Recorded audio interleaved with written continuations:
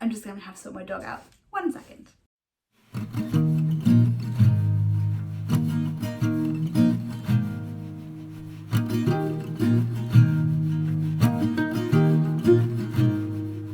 Hi, welcome back to Meridittle Makes. This is episode 3. If you're returning, it's so lovely to see you again. Thank you for joining me. If you're new, hi, I'm Mary and I am the maker behind Meridittle Makes. I'm a knitter, fabric artist and new knitwear designer based in Bristol in the UK, and this is just a little space where I talk about some things I'm working on, what's coming up, and some thoughts every now and then about the knitting community as a whole as well. So it's going to follow a pretty standard format as usual, but I am going to be adding a little chatter segment onto the end this week because I have some stuff to chat about. I'll let you know when it's coming, so if you're not interested in that, you can feel free to click off at that point. Everything I talk about will be hopefully linked on screen, but also in my show notes below. If I forget anything, just let me know. And thank you so much for all the lovely comments so far on episodes 1 and 2. I'm still really new at this. I'm still really uncomfortable with cameras and not really sure what I'm doing, but I've had really great feedback, and it's just, as always with the knitting community that I have found, it's just been really lovely and supportive. So thank you very much.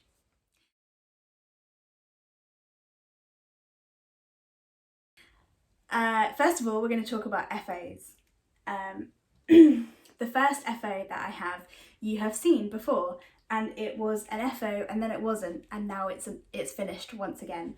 I'm not going to talk about it loads because I talked about it quite extensively on the last podcast, but this is the basic raglan by Hoki Locatelli. It's a bit creased because it's been folded up, which I knitted for my brother back in December. And then I re-knitted almost the entire body because he's a very tall, slim guy, and it wasn't quite long enough, but it was also a bit too wide. It was a bit too wide in the body as well. So what I did was I ripped back almost to the point where I split for sleeves to about here, and then I added some more, which if I hold it like this, you can kind of see there's a bit more decrease on the sides now, just to hug it into him a little bit more. But I think he's really going to love it. I have really enjoyed making it, even though it is acrylic, which is not usually my favourite thing to knit with, just personal preference as far as texture. But I knew that would be the best thing for him in terms of aftercare and all that kind of stuff. So it's made from woolly knit acrylic cone in grey, and I held it double because it's fingering weight, and it used just over 1 cone. So originally when I made it, it was almost exactly 500 grams, 1 cone worth of yarn. But then when I ripped back and knit again, I wound up 200 grams worth more, and I used maybe 50 or 60 grams from that. So just over 500 grams. If you're making one size smaller than this, I can't remember which size this is, I'll be honest. I think it's the extra large from memory. I think it's the extra large. If you were making one size smaller than this, you could definitely get it out with 500 grams of DK, easy. So, one finished object. The second finished object, which is very exciting, and I alluded to it in my last podcast and talked a little bit about it, but they are finally complete and out in the world, are my little wing socks. I was hoping to get this episode out a little bit earlier, but luckily the amazing Tanya from Tart & Taz Creates interviewed me, and we had a great chat. I'll leave a link below, you can go and have a look. It's 2 and a bit hours long, but we had the best time just chatting. We talked about all sorts of things. We covered knitting, we talked about mental health, we talked about the knitting community as a whole, and yeah, lots and lots and lots of things came up in that chat. So if you're interested, and I kind of feel like we weren't actually knitting on anything, but I feel like it's the kind of chat that might happen at a knit night. So if you want to have some company while you're crafting, stick it on for a couple hours in the background. It was a really good time. So we talk about it over there as well. But these are my little wings socks. They are finally released. I've got one also up here on a sock blocker behind me on my new background, which I'll talk about later. But I'll take this off so that you can see the stitch pattern. So the reason that they are called the Little Wings socks is they have this really cute little stitch up the middle, which is the little wing. This sample is knit in Mondim. I'm obsessed, can't stop knitting things in Mondim. And it's striped. I can't remember the two colourways, I will put them in the show notes. I'm pretty sure that the undyed white one is 100. But yeah, I love these. I think they're so cute. They've got a yarn increase toe, wedge toe, but using yarn over increases.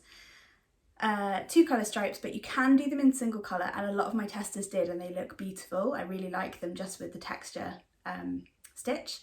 They have a standard German short row heel, but the pattern is such you can add whatever kind of heel construction you like, as long as you keep doing this instep pattern. It really doesn't make any difference. And then they have a cute little picot cuff on them as well, which I really love, which is also featured on the socks that I'm wearing, and I'll get to what I'm wearing in a moment. But I'm really proud of them. They are discounted until the 15th of February as a little launch thank you for any early birds who choose to buy them as soon as they come out, and a few people already have, and I'm so touched by the whole thing. So yeah, the Little Wing socks are real and out in the world, and watch this space because there are going to be some more test knits coming very soon. So yeah, finished object number 2.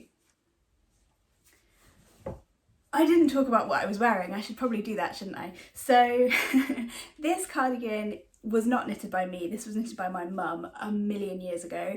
Couldn't tell you what the yarn is, couldn't tell you what the pattern is. It's a very basic cropped cardigan with a raglan construction in some kind of marled boucle and something else, like a boucle and a wool maybe. It's like a thick, the white is like a thick and thin, so it's got this lovely texture. But yeah, I've had it for ages. It used to have a button on it. It doesn't anymore because it fell off a long time. Like, it's that kind of very, very old knit. I'm also wearing my, I always mix the names of these up, Super Secret Summer Crop something by Jessie Maid, which is this grey, and this is knit in DK. I think it's Stranded Dye Works, DK, I want to say. But I'm not sure, to be honest. It's been a while since I made it, so maybe it's not. I know it's Sport Weight. It's not DK, it's Sport Weight. Anyway, so that's that. And then, apologies, they're going to be covered in dog hair. This is going to be a consistent thing with my socks. I have 2 black dogs, so that's just a thing. But I'm also going to show you just the soles, because I don't know if you're going to be able to see. Get a bit closer. These are the Tread Heavy socks. You can kind of see that. There you go. I'm only showing you the soles of them because they were a test knit that I did for Bethany from Capital K Knitting, and she created this amazing heel and ball of the foot pattern, which is effectively adapted the Eye of Partridge slip stitch. If you've ever made a heel flap and gusset construction in a sock, you'll know that traditionally you do some sort of slip stitch pattern on the flap so that it's nice and sturdy, because that's the bit right at the back of your heel that usually sits inside a shoe and wears out very quickly. An Eye of Partridge is just a variation on that, so instead of doing lines of slip stitches, you alternate them.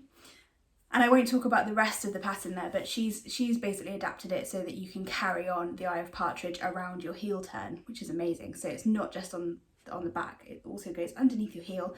And then she's added in a way of putting Eye of Partridge in the ball of the foot as well, so that the idea is to keep them sturdy and to stop you wearing through your socks so quickly.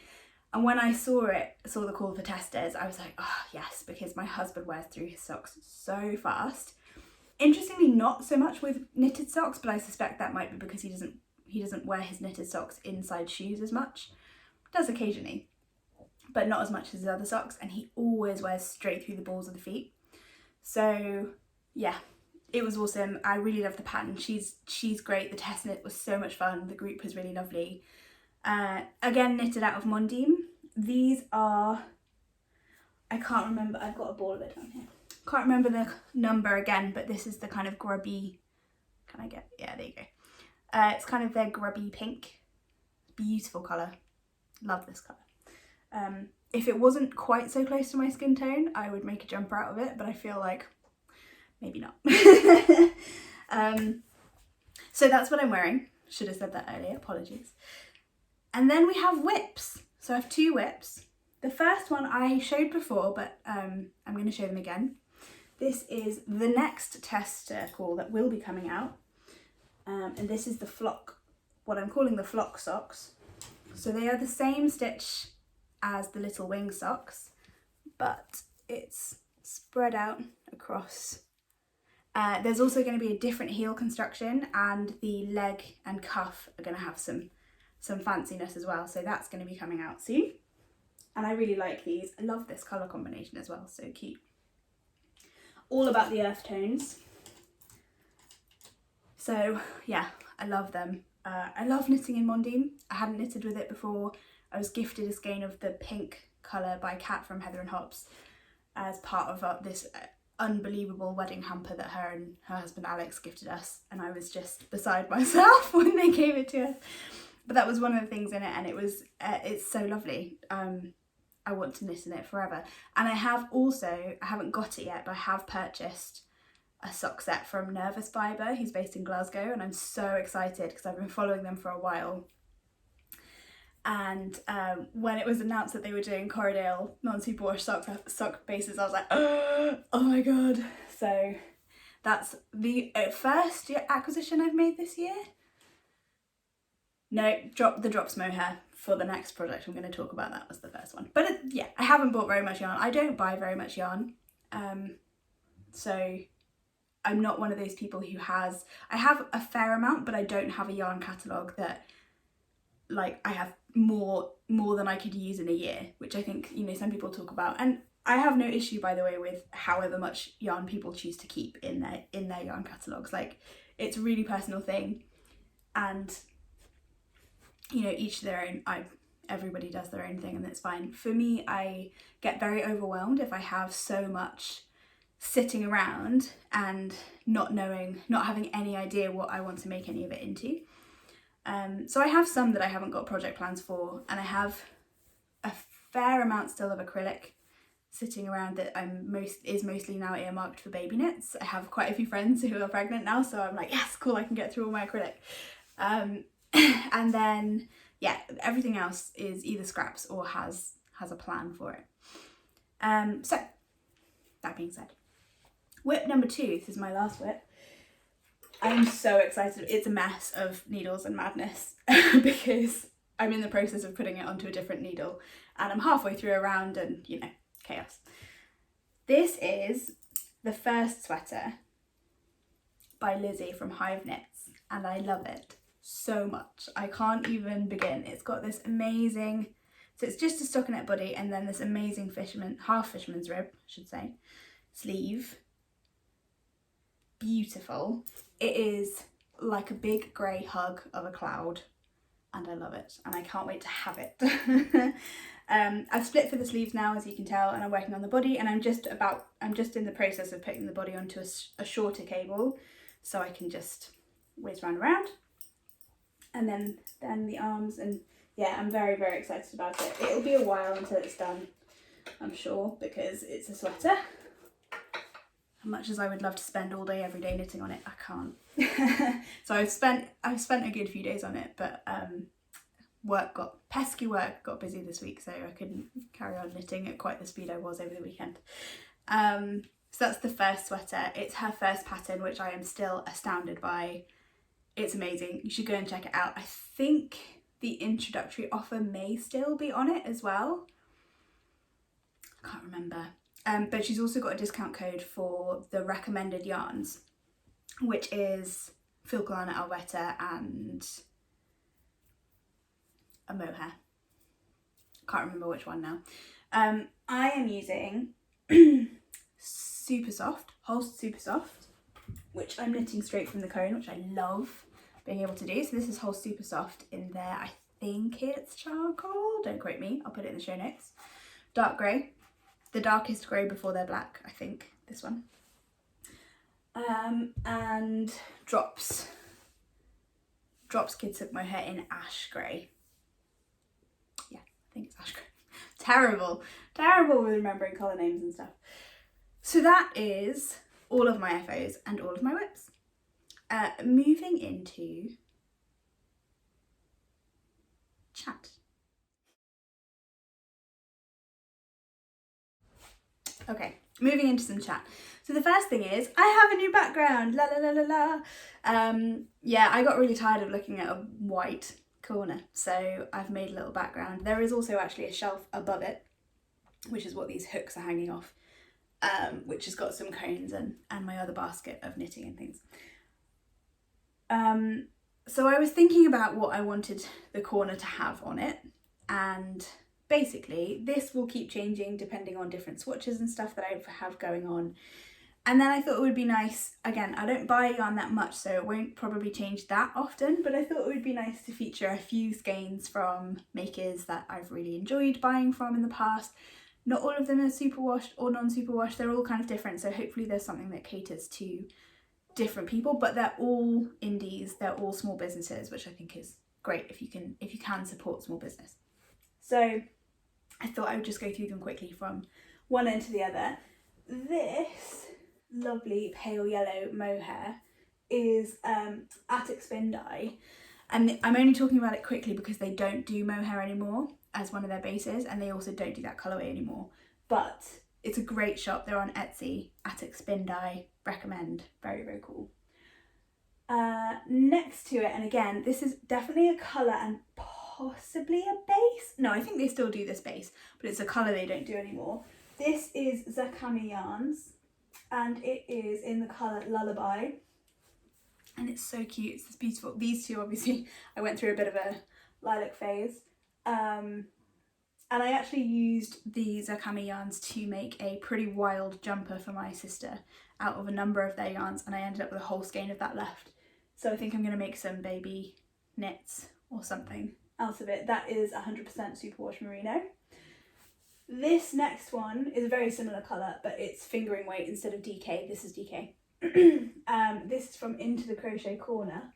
No, In the Crochet Corner. I always get their name wrong. Which is adorable. And it's Pansy Potpourri. I knew it was a good name. Pansy Potpourri is this one.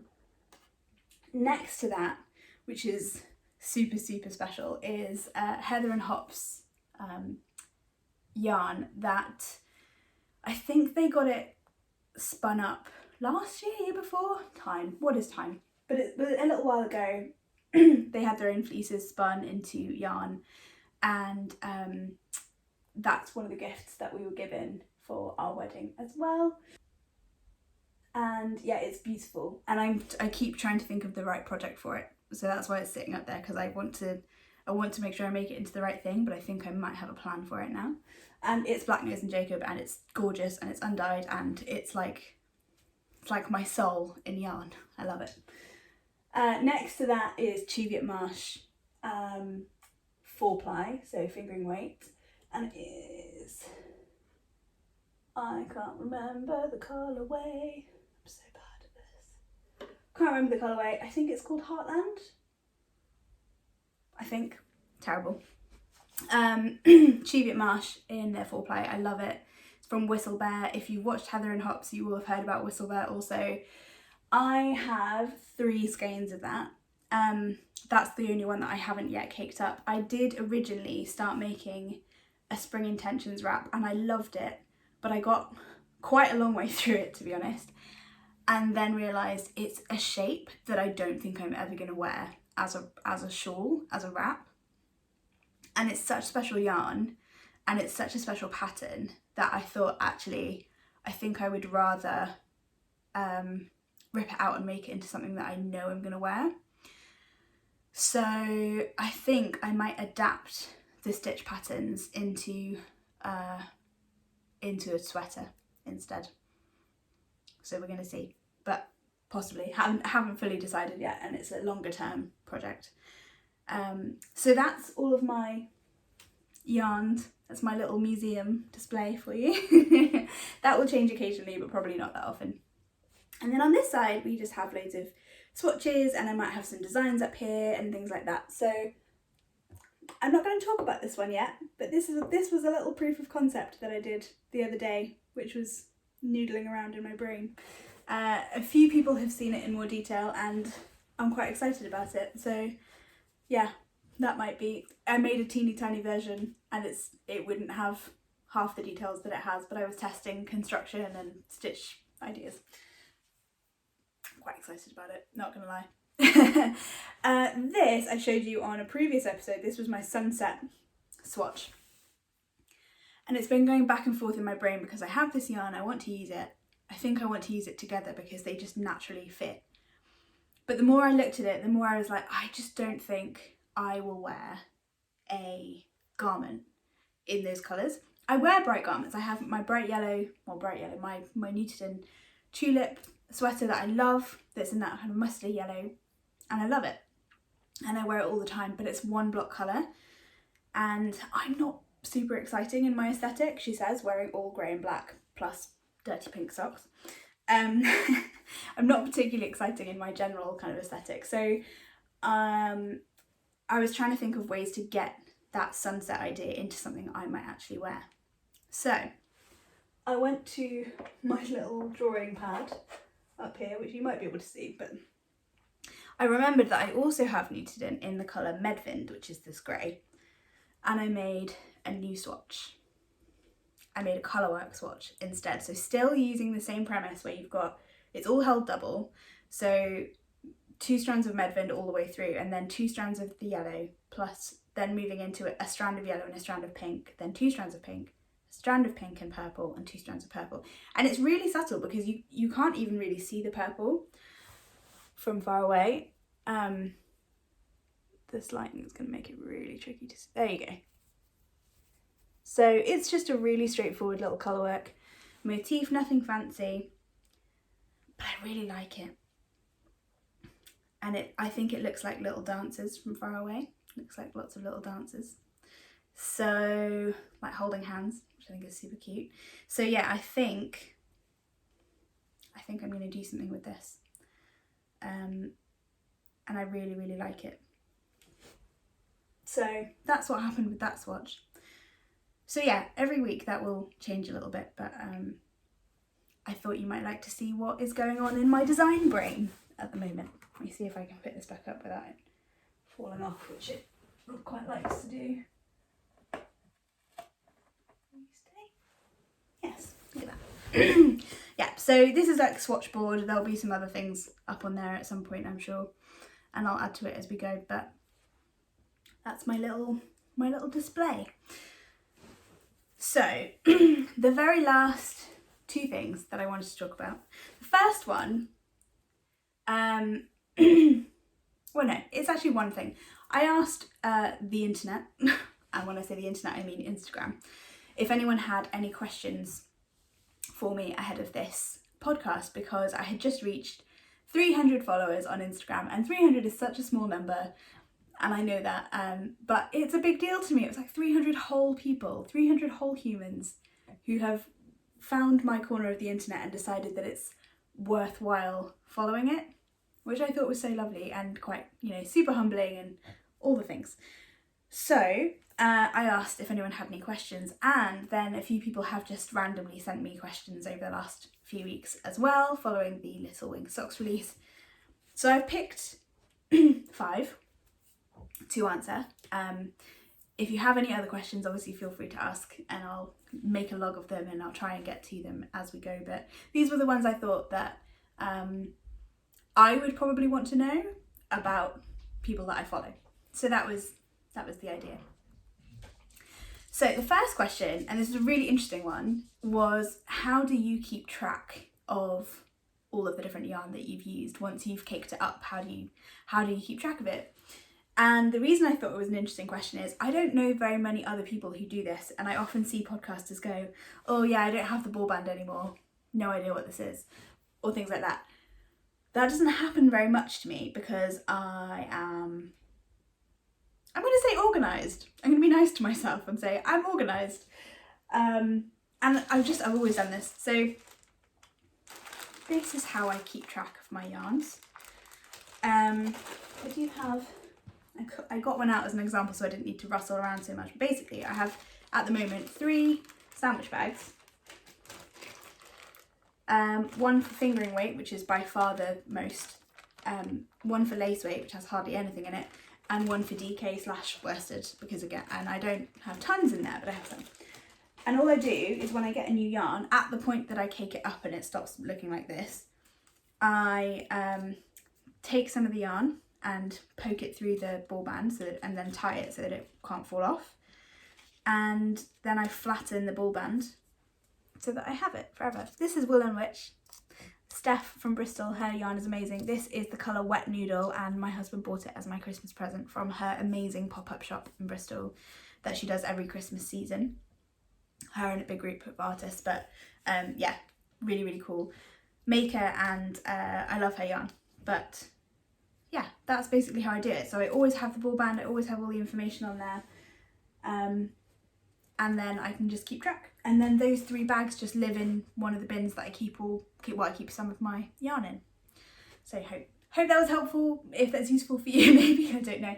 For me, it was just the quickest and easiest way of cataloguing things without needing a particular system. It's just, if it's this weight of yarn, it goes in this bag, and then I just flatten the ball band. So yeah, quite straightforward.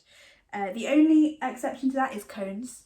If they don't have a band on them, then I might write a little label, and then, but same premise. Yeah. The next question, which I thought was cute, was what was your first project? And I think most people will say this. I got taught to knit when I was very, very small by my grandma, my dad's mum. And she taught me right hand throwing, and she taught me to do garter stitch. I don't think I ever got as far as pearls when I was that little. And I made a teddy bear jumper. Cardigan, not a jumper because it was back and forth. I don't know that my grandma actually knew how to work in, or I'm sure she could have done. I don't think she ever worked things in the round, like garments. I think garment knitting wise, she always knit everything flat, in pieces. But she was really, really quick. My mum is also was a very prolific knitter, but is a very good knitter still. She's just knit her first pair of my little wing socks and is teaching herself continental, and it's very amazing. Yeah, so I knit a really small, very basic teddy bear garment. It was about that big, and it probably took me 5 or 6 visits to my grandparents' house, so probably like a few days worth of time total, in this like weird white baby yarn, DK worsted type stuff. Yeah, very, very standard beginner knitting project story, I think. The next question was, what is a new technique that you learned that you now love? Which I thought was a great question, and that would be the yarn over increase. So I'm still a fairly new knitter in terms of particularly garment knitting, but you know, technique wise, I'm still quite new. I'm still learning loads all the time, and there are a few people that I follow on YouTube who have been instrumental in my technique learning. Very Pink Knits for sure, Suzanne Bryan, Chili Dog, and Roxanne Richardson. So Roxanne does a Technique Tuesdays video. I don't actually know if this increase was specifically what she was talking about. It was like a tiny side point within a bigger video, but I was like, wow, I've never known how to do that increase before. And I really like it because basically what you do is, instead of doing a lifted increase or a make one right, make one left, or a knit front back where you're knitting 2 stitches into one, you do a yarn over, and then on the next row around you twist the stitch closed. So you knit it normally but twist, so knit through the back loop effectively. And what it does is, although it's a looser increase for sure than some of the others, but it doesn't mess with the tension of the row below, which I really like. So if you think about like crochet, whereas it's lots and lots and lots of knots, knitting is one continuous piece of yarn that is just doing this, and then the next piece loops into it, and that's effectively why knitting can be unravelled in the way that it can. So if you're doing a lifted increase, or even a knit front back to an extent, you're stealing a tiny little piece of tension from the row below and pulling it up, pulling that stitch up, which sometimes is fine. And to be honest, on things like socks, it is fine. But on very small on small needles, it can be a pain to do things like a make one right, make one left. I don't particularly enjoy knitting that kind of increase. Like, I just find them really fiddly. And then the other thing is that I just really like the difference in tension. So I wrote the Little Wings sock pattern to have yarn over increases on the toe. And interestingly, quite a few of my testers were like, wow, I've never done increases like this before. It's a revelation. I really like it. It's very easy to knit as well and very quick. It doesn't interrupt your flow very much, which I like. So yeah, for me, yarn over increases for sure. 2 more questions. The second to last one, so I have one more knitting related and then one not knitting related. The one that is knitting related was, how do I speed up my knitting? So somebody sent me a message and said, how do I speed up my knitting? I've been knitting a cardigan for ages and it feels like it's just taking forever. So unhelpfully, the easiest answer to that is it depends. Because it depends on so many things, and we know this. There are so many variables when you knit. But I do first of all want to caveat that you don't have to go quickly. I think especially when people watch podcasts and watching people who their income is in part based on their knitting content or their ability to knit. Sorry if you can hear my dog outside the door, by the way. Then it can get really intimidating, because you see people who are just such prolific knitters and they knit so much and they appear to be so fast. But it's worth remembering that these people dedicate quite a significant portion of their time to knitting because it's making them money. And also, for some people, they just have the time. They have the time to do it, and that's awesome. And if we did, we would all dedicate as much time as we possibly could to knitting. I'm a person that right now, the only responsibility I have outside of myself is my dogs and my husband. I don't have kids. I have a job where I work from home. So it's really very straightforward for me to just dedicate as much time as I choose, to an extent, to knitting. But I also have a full-time job, so I can't just sit and knit all day every day as much as I would love to. So yeah, it's worth remembering that, like, if the need to go faster is coming from other people seem to be able to finish more quickly than me, try and reframe it, and also give yourself some grace that you're going as fast as you want to and can in the moment, because yeah, you don't need to knit fast to be a good knitter or to learn things. That being said, if you do want to go faster, and I really understand the flip side of that, which is I want this thing. I'm working on this thing and I want it. I want to be able to wear it, or I want to be able to gift it, or at some point in certain projects you just want it finished so you can move on to the next thing.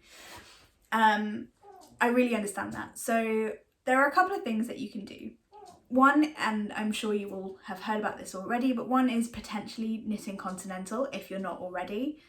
So knitting, holding your yarn and your working needle in the opposite hand instead of knitting with both in the same hand. And to be fair, there are some people who are throwers or pickers, who knit with the yarn in their right hand, with both needle and yarn in their right hand, and they're really, really fast. Like, especially people who knit with lever knitting style. If you don't know lever knitting, YouTube or Google the yarn harlot and go and watch her knit, because she's so fast, like amazingly fast. So there are some people who knit right-handed very, very quickly, but there are also, for the most part, knitters who knit continental are quicker, for the most part. And it's mostly because it's a smaller amount of motion required to make stitches. So that would be my first tip, is if you're not knitting continental, have a go. And bear in mind, if you're learning it for the first time, it will go slower. That's just the nature of it. If you're learning a new thing, it's going to go more slowly. The second thing is needles. So there are 2 things here. One of them is material, and the second thing is the needle tip. The needle tip itself is really, really important. So for me, I prefer metal needles. I mostly work with, as you have seen before, I mostly work with quite rustic, toothy wools. I work with a lot of non-superwash now. So I find that I need a slippery needle in order to be able to move my stitches as fast as I want to move them. Okay. Where was I? Needle tips. So yeah, you have the material of the needles, wood/metal. Some people find wood quicker. I personally find metal quicker, and you probably will too, but it depends what you're knitting with, and the yarn fibre that you're using.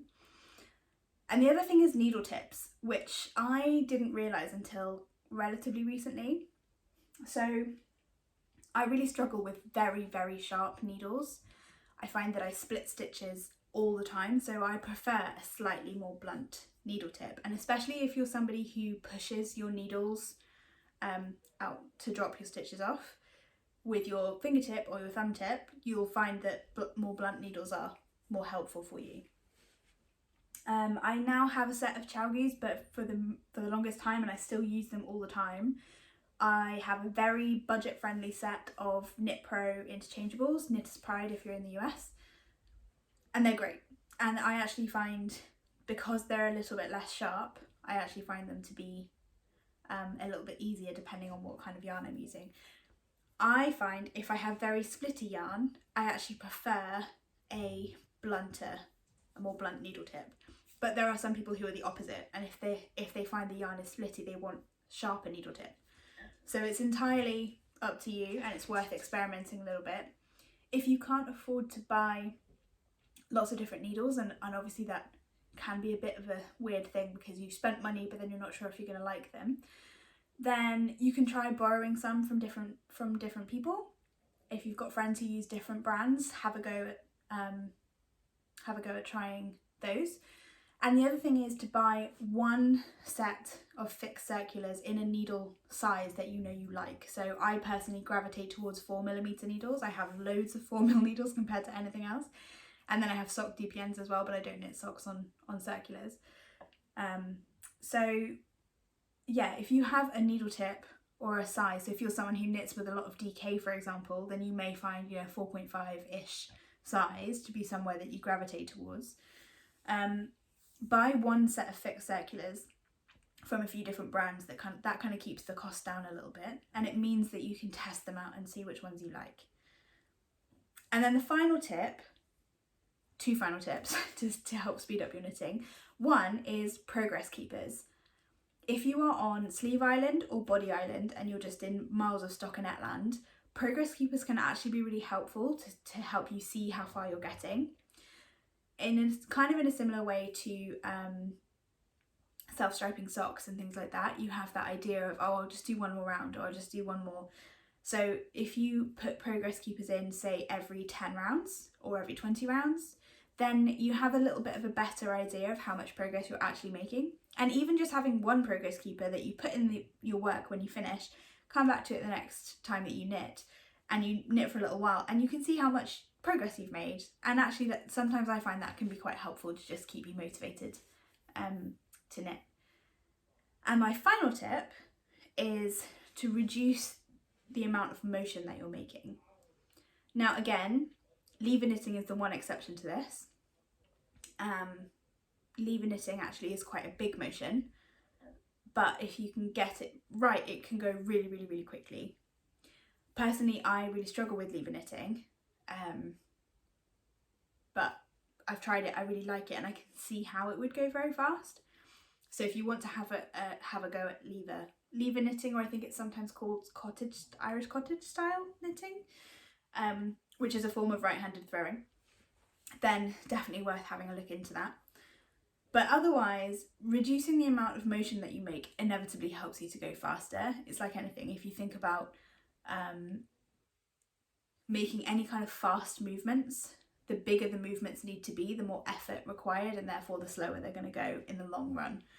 So having a go at bringing your fingers closer to your needle tips, excuse me, bringing your fingers closer to the tips of your needles and your working yarn and just slowly getting used to feeling comfortable right there near the tips of your needles. That will really help you to go a little bit faster. The further away that you're holding, the bigger the motions need to be to move the stitches around. And probably the less consistent your stitches will be as well, because you're kind of moving and distorting the yarn more. So that was a really long answer, but I hope that was helpful on some tips to speed up your knitting. I could talk about that particular topic all day, to be honest, so I'm going to stop there. And the very last question was from Tanya, from Tart and Taz Creates, and I suspect it was because in the interview that I did with her last week, I was already getting like hot and anxious and like stress sweating. So I wanted to wear a knitted jumper, but I was like, there's no way, I'm going to get way too hot. So I ended up wearing my little bralette, Super Secret Summer crop, I think, and my dungarees, and that was it, because I knew I was just going to get way too hot. But that also meant I had my arms out, which meant I had lots of tattoos out. So I will briefly take this off so that you can see, because it's been a comment from a couple of people. Talk about your tattoos. I'm not going to give you a tour or do any of that weirdness, but I will talk about them briefly. So I have, Tanya's question, by the way, was how many tattoos do you have? Which is a difficult question to answer when you have sleeves. So I have this one sleeve, which was done, and this shoulder, which will eventually join, well, very soon actually, join to this. They were both done by an incredible tattoo artist based up in London. Her name's Harriet. If you're interested, she's on Instagram. I will put a link to her Instagram profile in my show notes. She's incredible. She does lots of beautiful botanic freehand stuff. Yeah, absolutely stunning. Designs everything herself, and I literally gave her a list of the flowers and plants I wanted, and she just went okay, and made stencils and everything custom. It was really, really cool.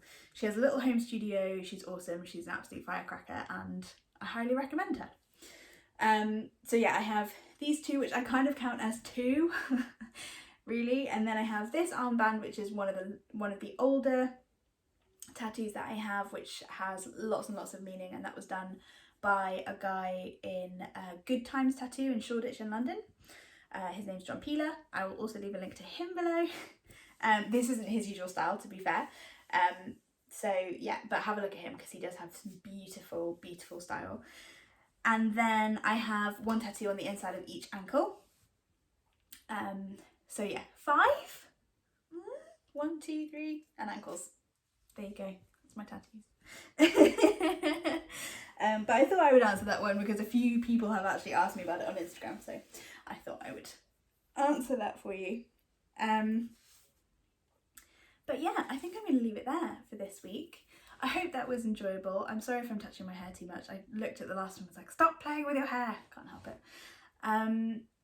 Yeah, but thank you so much for tuning in. I will see you in the next episode, and let's move slow and make things.